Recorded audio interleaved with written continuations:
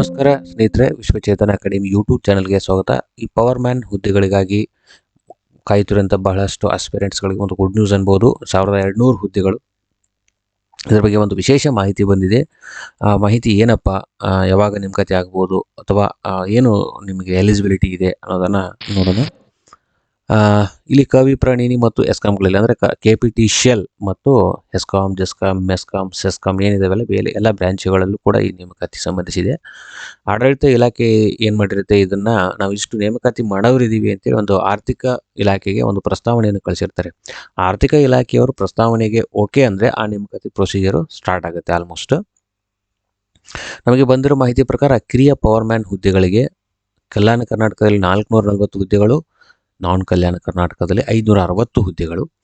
ಆಮೇಲೆ ಕಿರಿಯ ಪರಿಚಾರಕ, ಸ್ಟೇಷನ್ ಪರಿಚಾರಕ ಹುದ್ದೆಗಳು ಕಲ್ಯಾಣ ಕರ್ನಾಟಕದಲ್ಲಿ 24, ನಾನ್ ಕಲ್ಯಾಣ ಕರ್ನಾಟಕದಲ್ಲಿ 176 ಹುದ್ದೆಗಳನ್ನು ಇಲ್ಲಿ ನೇಮಕಾತಿ ಮಾಡೋರಿದ್ದಾರೆ. ಟೋಟಲ್ ಇವಿಗೆ 1200 ಹುದ್ದೆಗಳಿಗೆ ಆರ್ಥಿಕ ಇಲಾಖೆ ಅನುಮೋದನೆ ಕೊಟ್ಟಿದೆ ಅಂತ ನಮಗೆ ಇಲ್ಲಿ ಮಾಹಿತಿ ಬಂದಿದೆ.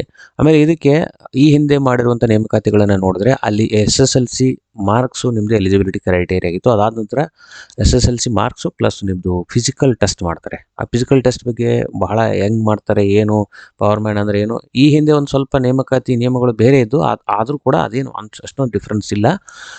ಅದೆಲ್ಲವನ್ನು ಕೂಡ ನಾನು ಡಿಸ್ಕ್ರಿಪ್ಷನಲ್ಲಿ ಒಂದು ವಿಡಿಯೋ ಲಿಂಕ್ ಕೊಟ್ಟಿರ್ತೀನಿ. ಭಾಳ ಹಳೆ ವಿಡಿಯೋ ಇದೆ, ಹೆಂಗೆ ನೇಮಕಾತಿ ಮಾಡ್ಕೊತಾರೆ ಅನ್ನೋದ್ರ ಬಗ್ಗೆ ಎಲ್ಲ ಇದೆ, ನೋಡ್ಕೊಳ್ಳಿ. ಇದು ಗುಡ್ ನ್ಯೂಸು.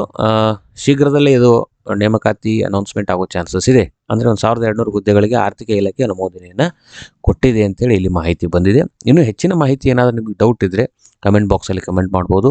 ವಿಡಿಯೋ ಇಷ್ಟ ಆದರೆ ಎಲ್ಲರಿಗೂ ಶೇರ್ ಮತ್ತು ಲೈಕ್ ಮಾಡಿ. Vishwachetana academy YouTube channel subscribe ಮಾಡಿಟ್ಕೊಳ್ಳಿ. ಇದೇ ಥರದ ಹೆಚ್ಚಿನ ಮಾಹಿತಿ ನಿಮಗೆ ಕೊಡ್ತಾ ಇರ್ತೀವಿ. ನಮ್ಮ WhatsApp channel, Telegram channel link ಕೂಡ ಕೊಟ್ಟಿರ್ತೀನಿ.